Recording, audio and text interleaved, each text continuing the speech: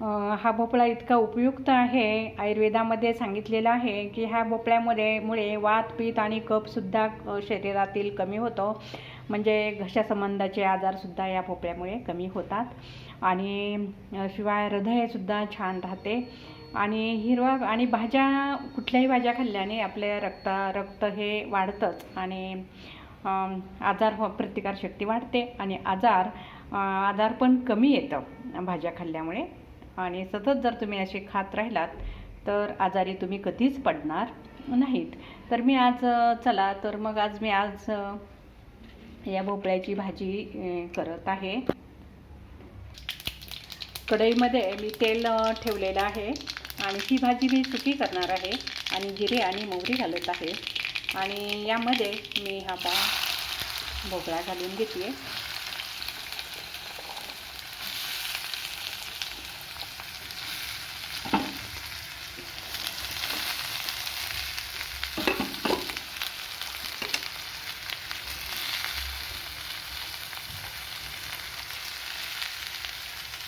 आणि यामध्ये हिरवी मिरचीसुद्धा छान लागते किंवा लाल तिखटही छान लागते. पण कधीकधी वेगवेगळ्या मसाल्याचं तुम्ही करून बघा. आणि ही भाजी खूपच शरीराला चांगली असल्यामुळे माझ्याकडे आठवड्यातून 2-3 वेळा मिळते. पण ही भाजी हे काय होतं, मी जिथे राहते ना सध्या, तिथे हा भोपळा मिळतच नाही. कारण की आसपासला तिथे शेतकरी भरपूर आहेत. पण तिथे हा भोपळा मला बाजारामध्ये फार क्वचित, म्हणजे महिन्यातून एखाद्या वेळेला दिसतो. आणि तो सुद्धा असा निब्बर आणि फ्रेश नसलेला असा भोपळा मला मिळतो, म्हणजे पाहायला मिळतो. तर माझ्याकडे ह्या भोपळ्याची भाजी फार आवडते, सर्वांनाच आवडते ही भोपळ्याची. आणि याच्यामध्ये मी शेंगादाण्याचा कूट घालून घेते. आणि यामध्ये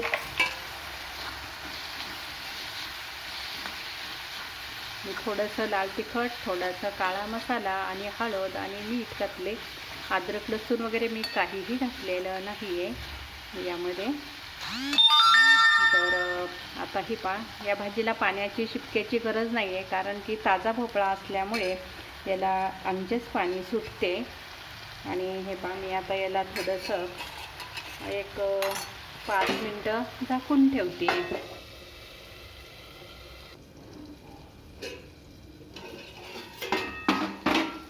आता हा आपला भोपळा शिजलेला आहे बघा. तेलसुद्धा छान सुटलं त्याला. आणि या भोपळ्याची विशेषता म्हणजे फार मसाले या भोपळ्याला चांगले लागत नाही. थोडासाच मसाला, थोडासाच कूट आणि असंच चांगलं लागतं. तर तुम्हीसुद्धा असं भोपळा करून पहा आणि खा. खूप चांगला असतो. लहान मुलांनाही तुम्ही खायला घालू शकता आणि खाऊ घाला. आणि आईच्या किचनला लाईक करा, शेअर करा आणि सबस्क्राईब करा. आणि बेल आयकॉनचे बटन दाबायला विसरू नका. तुम्ही माझा व्हिडिओ पाहिल्याबद्दल धन्यवाद.